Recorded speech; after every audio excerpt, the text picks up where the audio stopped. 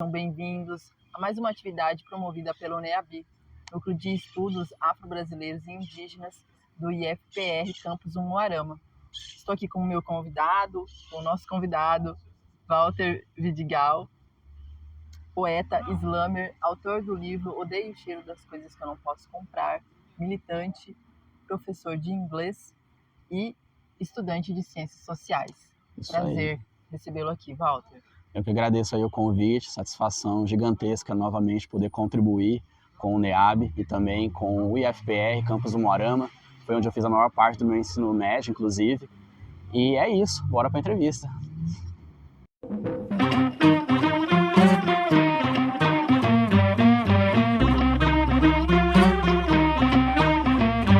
Guerreiro é no lombo do meu cavalo, bala vem, mas eu não caio.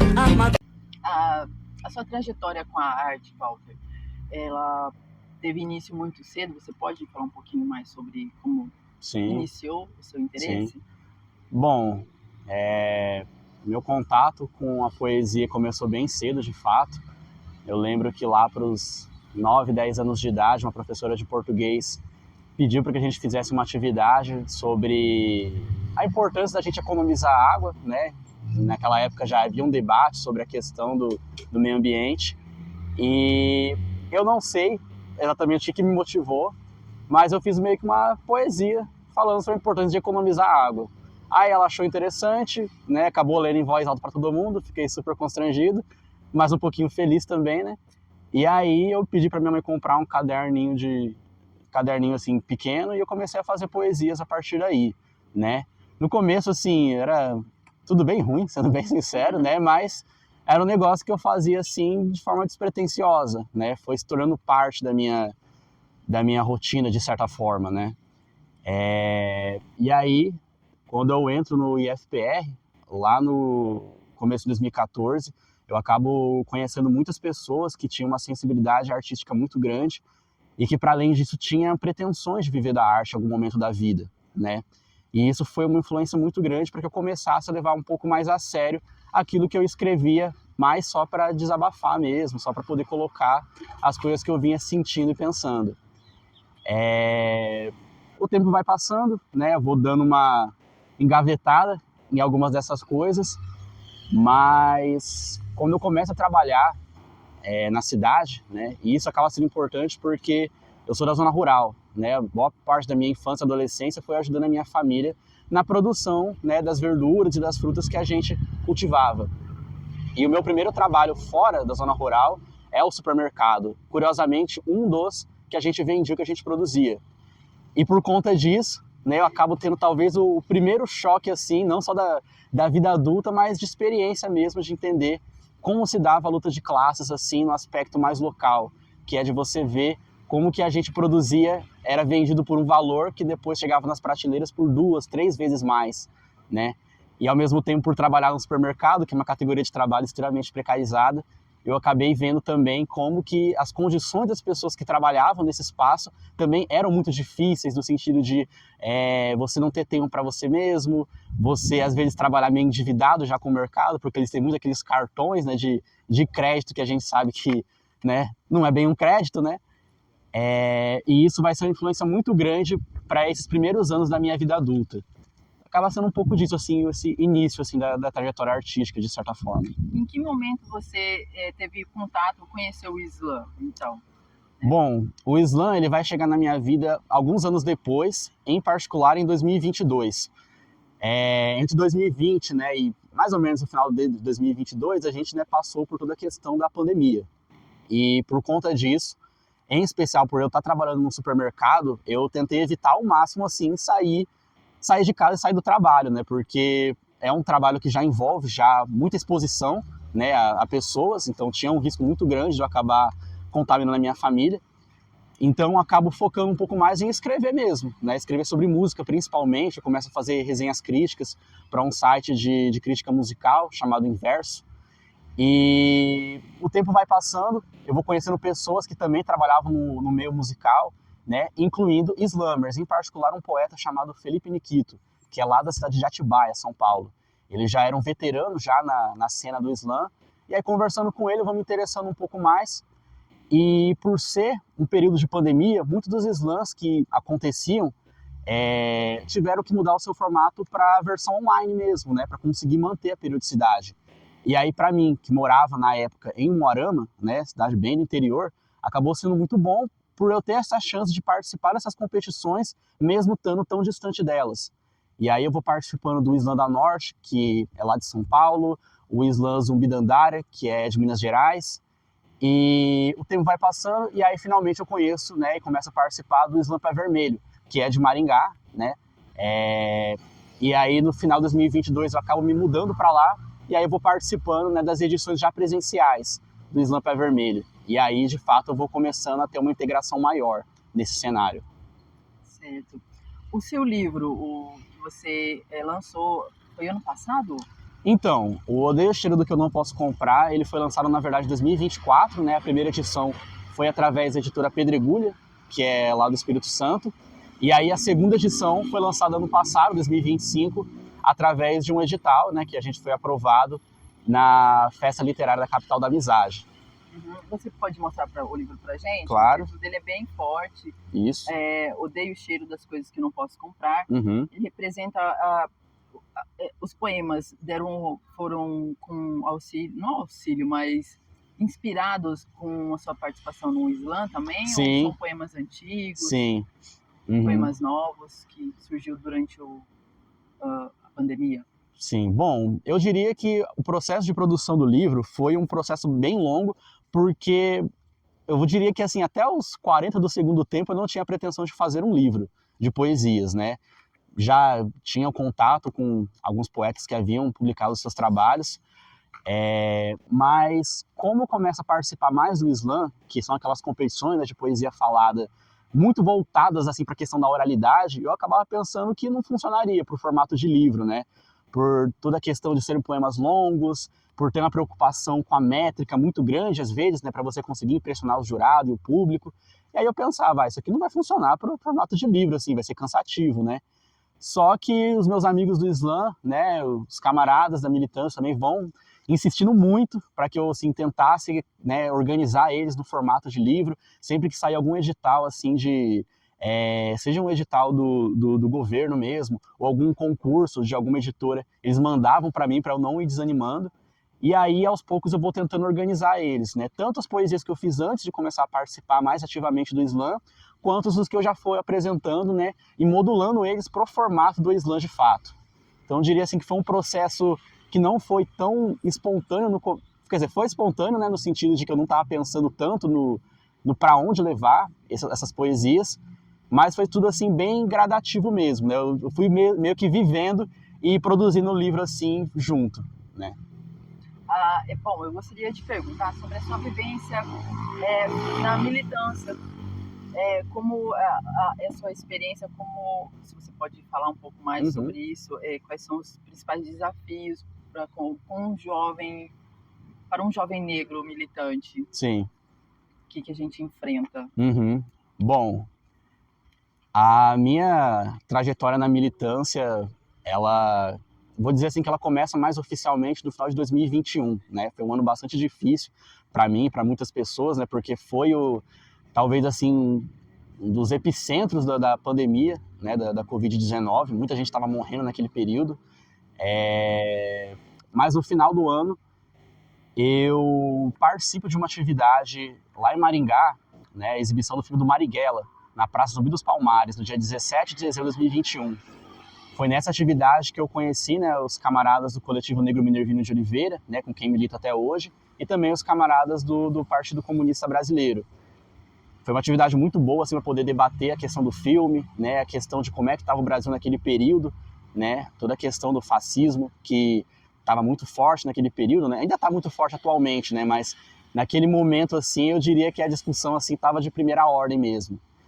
E a partir disso, assim, eu vou participando das atividades sempre que possível, né? Como falei antes, eu me mudo para Maringá no final do ano seguinte, para poder participar mais ativamente das tarefas de lá. E desde então, assim, nunca parei, né? Foi uma influência muito grande também na parte da poesia, né? Minha história com o Slam e com a militância, assim, acaba quase que se confundindo, no sentido de ter meio que sido praticamente junto, né? Eu conheci pessoas do Slam que também já tiveram relação com pessoas da militância também, né? Então acabou sendo uma coisa levando a outra. E muito da minha participação no Islã também já foi colocando coisas que eu ia aprendendo na militância política, né? Nas poesias que eu ia apresentando lá, né? E testando, né? Até que ponto dava para ir, que ponto que às vezes dava para tentar colocar de uma outra forma para ver se chegava nas pessoas, né? E aí sobre o aspecto assim, dos desafios, né, do militante jovem negro aqui no Brasil, bom, eu diria que, né, primeiramente, né, ser uma pessoa negra no Brasil nunca foi fácil, né? Desde o processo da diáspora, né, sempre envolveu muito veneno, muita violência, muita luta, e muitos dos problemas que a gente tem atualmente são desdobramentos da não resolução dos problemas de antes, né? A questão agrária, né, a lei de Teste de 1850, né, que vai acarretar na especulação imobiliária e no latifúndio atualmente, a questão da dificuldade em acessar espaços de ensino e trabalhos mais estáveis, que continua extremamente atual, né, e a questão da violência, né, contra a população negra, em especial, né, os jovens negros periféricos. Eu sou natural da zona rural, né, então existem alguns atravessamentos que não chegam diretamente a mim, né, mas que por eu ser uma pessoa negra também, né, eu acabo sendo afetado de outras formas também. Eu diria que talvez, assim, pensando na questão da militância, eu diria que a principal questão é o fato de que, por você estar envolvido no movimento social, né, você vai continuar passando por todas essas dificuldades, conseguir um trabalho estável, conseguir permanecer na universidade, conseguir acessar os espaços culturais, onde se faz o debate político, o debate cultural também, porque muitas vezes tem que fazer fila, você tem que estar num trabalho 6x1, então essas dificuldades elas continuam acontecendo. E também, evidentemente, a questão da perseguição, que às vezes ela pode ser direta, né, em especial se você já tem um certo nível de exposição, se você já incomoda, né, as elites locais ou até mesmo as elites nacionais do seu país, né, e aí a gente vai ter militantes e parlamentares que sofrem isso, né, diretamente, né, como os casos aqui locais, né, da Carol D'Artora e do Renato Freitas, mas a perseguição ela pode acontecer de muitas outras formas também, né? Seja na universidade, quando você está às vezes num centro acadêmico, fazendo um tensionamento contra a reitoria, e aí você vai ter dificuldade às vezes de pegar certos projetos de pesquisa, receber certos convites a poder fazer projetos assim em outras cidades, em outros países. Mas eu também penso assim na questão do trabalho também, né? Porque às vezes a empresa está lá sempre meio de olho nas suas redes sociais, então você não pode se posicionar tanto, né? Vão estar às vezes pedindo para você fazer assim uma hora extra assim num dia que não tem nada a ver com a sua rotina de trabalho, mas eles querem fazer para você meio que se desgastando lá no seu ambiente de trabalho, até você pedir demissão e aí eles não terem que pagar o seguro-desemprego. Então eu acho que assim, você estando numa parcela da população historicamente oprimida, as formas de contenção elas vão ser muito amplas. Então eu acho que é importante a gente sempre ter essa ciência, não só para que a gente consiga se organizar, né, entre os nossos também, mas para a gente consiga também trazer esse tensionamento também entre as pessoas brancas, as pessoas que não sofrem isso, para que elas tomem partido nesses processos e a gente consiga de fato permanecer nesses espaços de luta política também, porque sem a gente, né, eu posso te garantir que a mudança social ela vai ser sempre inconclusa quando ela de fato não acontecer. O Islã lá em Maringá, atualmente, como que acontece os encontros, como que está a dinâmica dos poetas por lá? Bom, em Maringá, a gente tem apenas uma comunidade do Islã, que é o Islã Pé Vermelho. Eles começaram em 2019, seguem ininterruptamente desde então. Mas aqui no Paraná a gente também tem outras comunidades, né? A gente tem o Islã da La Fronteira, que é lá de Foz do Iguaçu. A gente tem o Islã das Gurias, lá de Curitiba também. Na verdade, em Curitiba a gente tem várias comunidades de Islãs também, né? Até por ser capital, né? A dinâmica acaba sendo bem diferente aqui da do interior. Eu acho que a comunidade em Maringá, ela é bastante unida, né? A gente tem as nossas várias dificuldades, né? Por ter muitos dos poetas que também estão em trabalhos, né, precarizados, então às vezes é difícil todo mundo estar presente nas edições. E a própria comunidade que organiza assim, o Islã de lá sempre está tentando trazer projetos para poder fazer essas pessoas permanecerem assim, na poesia, no trabalho artístico de fato, seja através de residências poéticas, né, que às vezes vai ter lá um auxílio para poder garantir que as pessoas se desloquem, participem desses projetos, né? a Ziringá, que foi feita lá em 2024 também, que a gente produzia os materiais, depois ia lá expor esses materiais também, bem como formações e oficinas, né, que é para a gente continuar sempre, né, estudando, né, e trabalhando a nossa poesia, né, de modo geral. Eu acho que o Islã, assim, pensando no aspecto mais macro, ele tem muito essa capacidade de conseguir reunir grupos da sociedade que são historicamente oprimidos, né? E aí isso vai para a população negra, população indígena, as mulheres também, de modo geral, PCDs, comunidade LGBT. E eu acho que isso dá de muitas formas. Isso dá pelo fato de, aqui no Brasil em particular, várias dessas comunidades serem organizadas por mulheres, por pessoas negras, então são pessoas que vão ter já uma preocupação com a questão do acolhimento, né, de pensar por que certas parcelas da população não conseguem acessar os espaços culturais mais hegemônicos, mas também pelo próprio formato do Islã, né? É um lugar que por 3 minutos você vai ter a garantia de que você vai ser ouvido. E para uma mulher, para uma pessoa negra, para uma pessoa trans, para um PCD, quais outros espaços da cidade você tem essa oportunidade de falar pelo que você está passando, de você expressar a sua afetividade, trazer suas reflexões, falar sobre a sua relação familiar? Então, eu acho que todos esses fatores contribuem para que a gente tenha uma comunidade um pouco mais engajada, um pouco mais acolhedora, né? Claro que também com várias contradições, com vários desafios a serem superados, mas com um esforço um pouco mais ativo de tentar repensar essas contradições e pensar numa forma da gente superá-las coletivamente.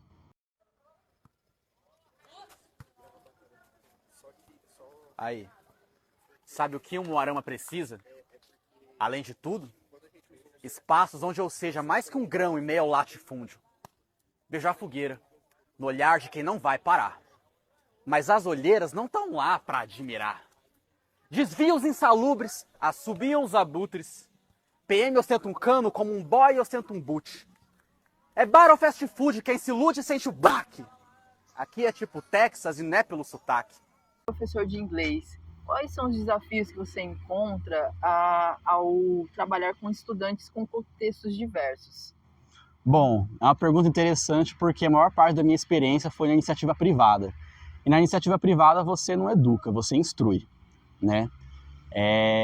Há uma série de temas que a gente poderia abordar quando a gente pensa no ensino de um idioma, né? Você pode falar sobre a história do país que fala aquele idioma, você poderia abordar os desafios atuais que estão acontecendo naquele espaço, né? Mas quando você está na iniciativa privada, há um esforço, que eu diria inclusive cada vez maior, de você evitar tópicos que sejam polarizantes, né? Porque por mais que a discussão, o debate, ele nos enriqueça intelectualmente, porque você vai ter conflitos de ideias, você vai estar trazendo o seu ponto de vista e sendo rebatido por um outro, na iniciativa privada isso muitas vezes pode acarretar em você perder clientes, você perder alunos, né? Porque, eu não quero estar na mesma sala que a pessoa que defende tal coisa, que a pessoa que defende cotas raciais. Eu não quero estar na sala que a pessoa defende a reforma agrária, né? E, como na iniciativa privada você tem que dançar conforme a música, uma série de temas, né, de discussões acabam sendo abafadas ou até mesmo barradas logo de início. Como consequência, você tem que, às vezes, meio que ensinar o idioma da forma mais embranquecida possível, sabe? Apenas abordando a questão de viajar para aquele espaço, mencionando os pontos turísticos, mas a questão de como é o povo que vive naquele país, quais as condições de vida e de trabalho, são questões que acabam sendo muito secundárias nesse sentido. Então, eu diria que nesse aspecto de você lecionar, né, idiomas de modo geral, esse é um dos desafios que a gente tem na iniciativa privada. Agora, na iniciativa pública, as principais dificuldades são esses processos que vêm acontecendo nesses últimos anos de mercantilização, barra privatização, militarização e plataformização do ensino, né? Todas essas dificuldades vão fazendo com que o ensino caia de qualidade e aí você vai chegar com alunos que vão estar com o processo de alfabetização ainda inconcluso e isso vai fazer com que a pessoa tenha muito mais dificuldade de compreender um segundo idioma, né? Eu já tive casos de, por exemplo, ter tido alunos que tinham dificuldade para escrever corretamente o próprio nome, sabe? E os professores não percebiam isso. Então, como você ensina um outro idioma para uma pessoa que ainda está com dificuldades de compreender o idioma nativo, né? Essa é uma questão que está sendo uma dificuldade para vários professores dentro do campo das ciências sociais, né? E das ciências humanas de modo geral, né? Porque, né, a gente sabe que é um campo que está sendo bastante atacado, tendo as suas matérias reduzidas cada vez mais, né? Muitos dos calouros das universidades, né, desse atual momento, eles chegam na universidade sem nunca ter tido uma aula de sociologia, uma aula de filosofia, né, por conta de toda essa questão do novo ensino médio. E isso vai fazer com que a gente vai ter uma série de desafios nesse sentido, né?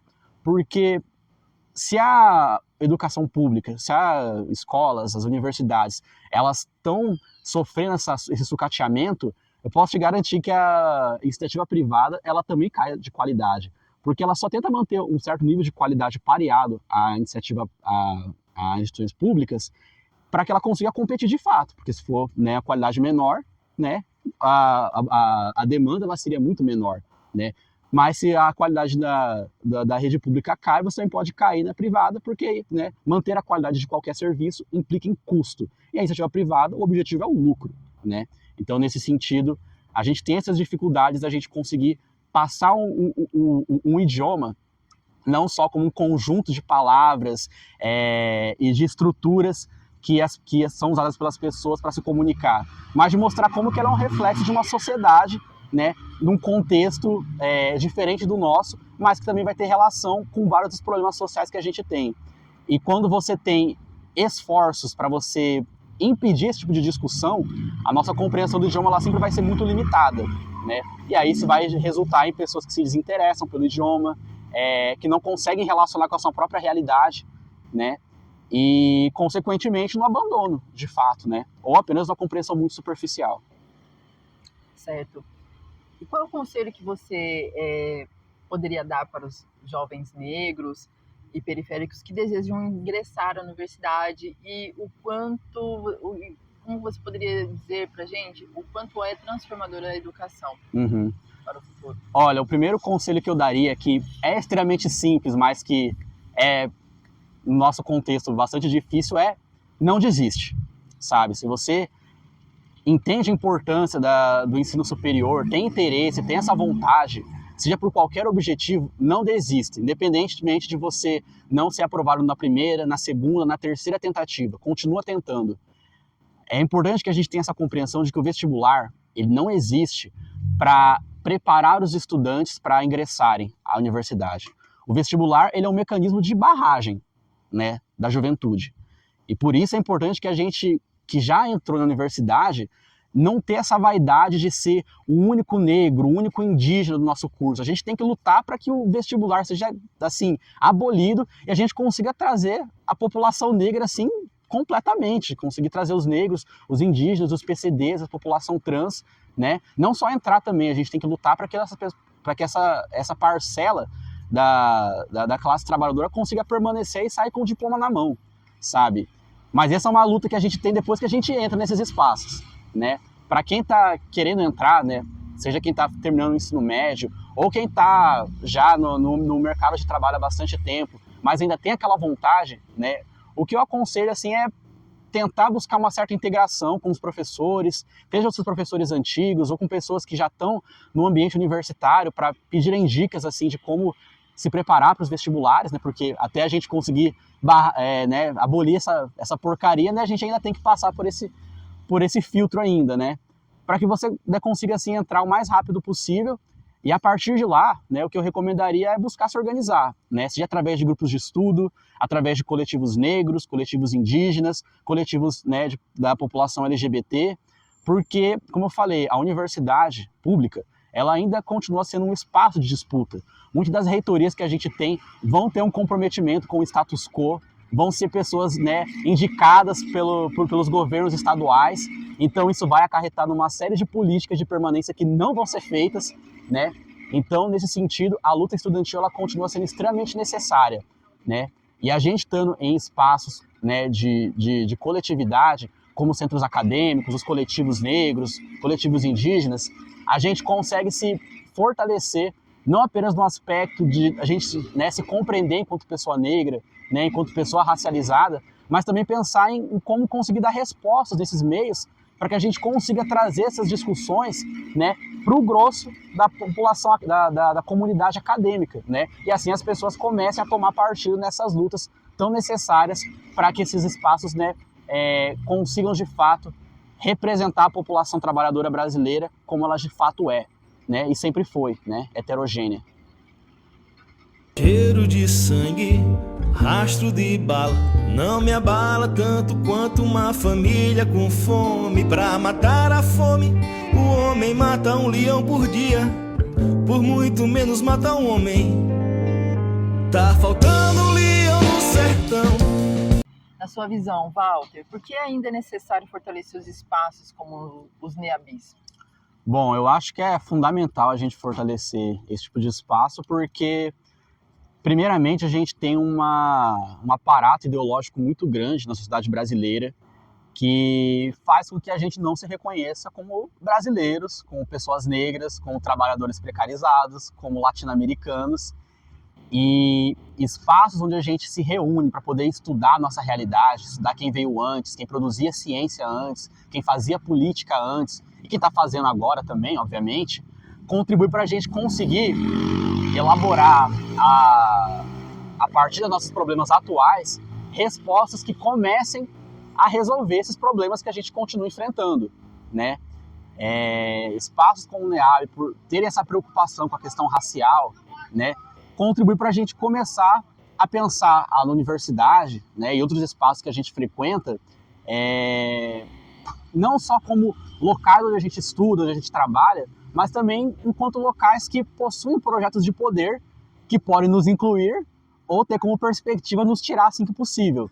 E uma vez que a gente começa a pensar nisso coletivamente, a gente começa também a pensar em formas da gente se organizar como forma da gente conseguir disputar esses locais. Não apenas ocupar esse espaço de resistência, mas começar a se articular politicamente para que a gente se torne de fato uma força hegemônica neles, né? E aí a gente consiga trazer a nossa leitura de sociedade nesses espaços também, né? E na universidade, que é um local que ainda opera uma lógica meritocrata, uma lógica de formar pessoas que atuam pró-status quo, é fundamental que a gente consiga ter espaços de debate, de discussão política, para que a gente consiga pensar em formas da gente reverter essa lógica. E assim a gente trazer mais pessoas negras, mais pessoas indígenas, mais PCDs, mais pessoas trans.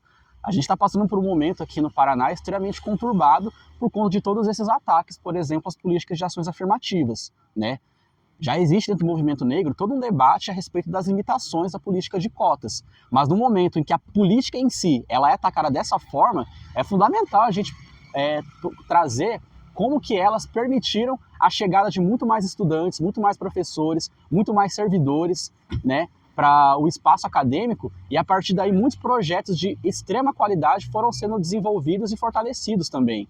Então eu acho que a existência do NEAB, do NEABI, dos coletivos negros, dos cursos específicos, ou mesmo de atividades pautando a questão racial, são fundamentais para que a gente se reconheça como pessoas racializadas, mas também para que a gente consiga se organizar de forma a gente fazer não apenas o enfrentamento, mas como eu falei, se tornar força hegemônica nesses espaços também.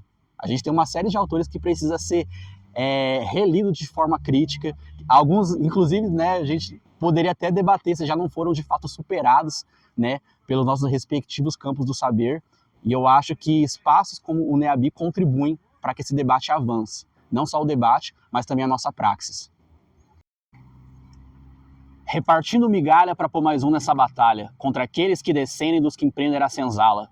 A justiça não falha quando o revólver dispara, mas o centro se absolve toda vez que vira cara. Pois então que seja nós, netos de quem nem lia, filhos de quem se esfola 26 horas por dia, e que talvez jamais entenda quem somos e quem amamos, por não terem tido acesso ao que nos forma como humanos, dispostos a enfrentar a solidão do interior onde a dor segue abafada pelo ronco do motor. Sobrenomes que há décadas parasitam mandatos, alternâncias de partido, como quem troca o sapato. Nós não vamos aos fatos, nisso a imprensa amarela transmitir assassinato é o que dá caldo para a novela.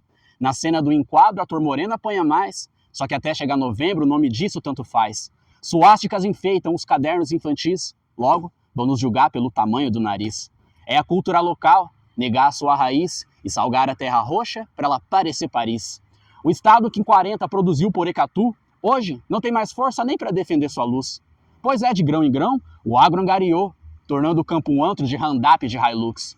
Famílias em semáforos à espera de um sinal que não seja desculpa. Não vou ter nenhum real. Prédios abandonados protegidos por fuzis, Quando o sem-teto diz, e se nós morasse ali? Ainda é classe contra classe e é claro que não parece da Lei Áurea CLT, pro Estado foi benesse. Daí o desafio em disputar, pois nossa esperança hoje padece na cívico-militar. E eu sei que a militância traz várias decepções, para nós fica a lição de não tornar habitual.